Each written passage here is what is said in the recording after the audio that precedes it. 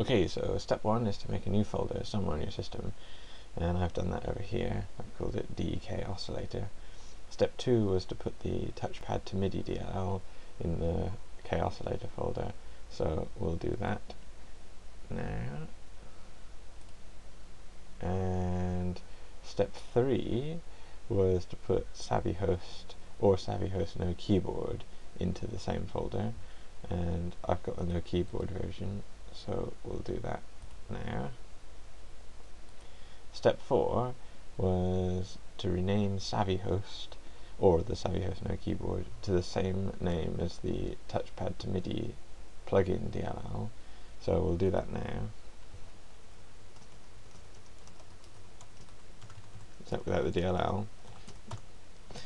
And step five was to put the kaossilator PD file in the same folder, and we've done that. So now let's just tidy up extra manual nonsense. Okay, so now we've got touchpad to MIDI.exe. Now it's the start of the VST host, so I'll start up Ableton Live.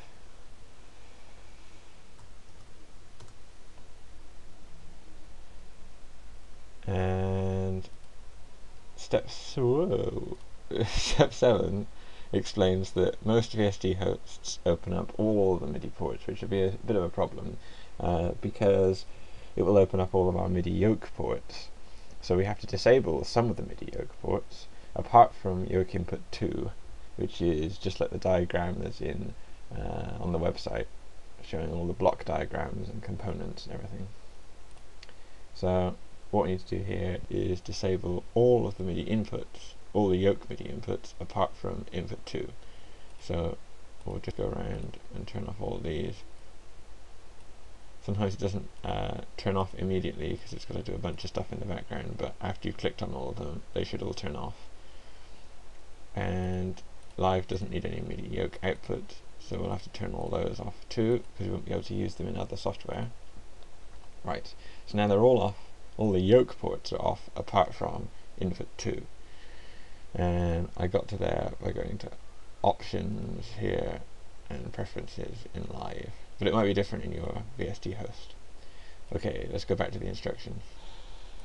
Step 8, which is to go to SavvyHost, which we recently renamed to touchpad to MIDI, and set up the MIDI outputs to use yoke output 1. So let's do that. Change the outputs to yoke output 1, and I got to that in the devices menu.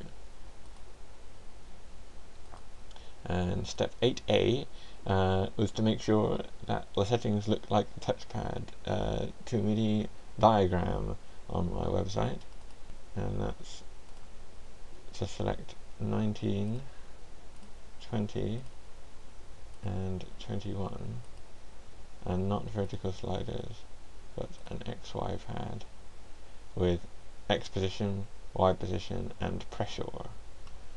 Okay, cool. Now we have to launch Pure Data and use the MIDI settings menu.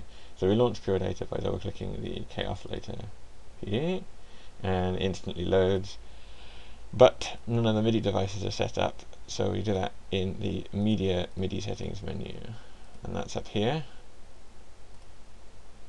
And we set the input device to be MIDI yoke 1 from SavvyHost, and the output device to be MIDI yoke 2, which will go to Ableton Live. And then if you hit caps lock and then wang around on the touchpad, then numbers should start appearing in here.